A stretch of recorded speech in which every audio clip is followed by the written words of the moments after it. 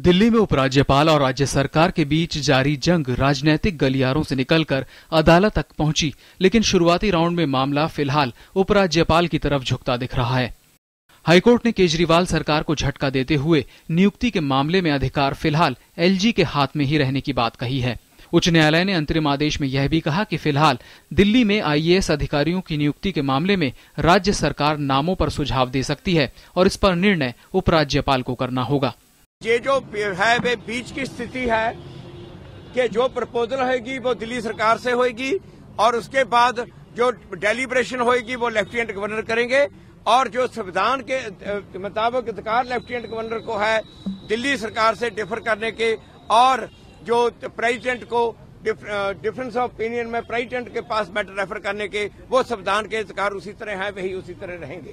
इससे पहले केंद्र सरकार की 21 मई की अधिसूचना को चुनौती देने वाली दिल्ली सरकार की याचिका पर उच्च न्यायालय ने केंद्र को नोटिस जारी कर 6 हफ्तों में जवाब मांगा। दूसरी ओर दिल्ली की भ्रष्टाचार निरोधक शाखा को केंद्रीय कर्मियों के खिलाफ भ्रष्टाचार के मामलों में कार्रवाई की अनुमति देने के हाईकोर्ट के फैसले को केंद्र ने चुनौती दी, जिस पर न्यायालय ने दिल्ली सरकार को नोटिस जारी कर 3 सप्ताह में जवाब मांगा है। केंद्र सरकार ने 21 मई की अधिसूचना को संदिग्ध कहने वाले दिल्ली हाईकोर्ट के फैसले पर भी गहरी आपत्ति जताई।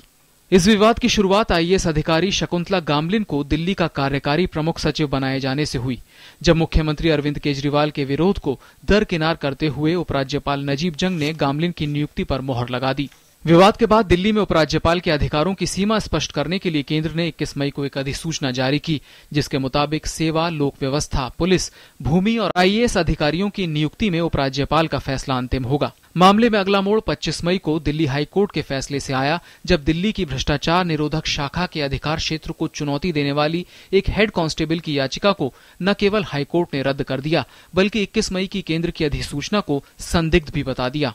इन टिप्पणियों के खिलाफ जहां केंद्र मामले को सुप्रीम कोर्ट ले गई, वहीं दिल्ली सरकार ने इस अधिसूचना को ही असंवैधानिक बताते हुए दिल्ली उच्च न्यायालय से इसे रद्द करने की मांग कर डाली है। उधर केंद्रीय गृह मंत्री राजनाथ सिंह ने कहा कि दिल्ली सरकार के कामकाज में दखल देने का केंद्र का कोई इरादा नहीं है। सबको अपने संवैधानिक दायरे में रहते हुए काम करना होगा।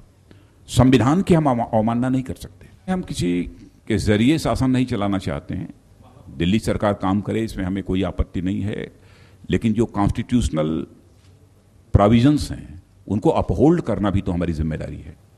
बहरहाल मामला अब दिल्ली उच्च न्यायालय के सामने है। अदालत का अंतिम फैसला चाहे जो भी हो, लेकिन पहले दौर में अधिकारियों की नियुक्ति में अंतिम निर्णय का अधिकार एलजी को सौंपने से दिल्ली की आप सरकार को झटका जरूर लगा है। अनिल पूनिया के साथ विकास सारथी, डीडी न्यूज, दिल्ली।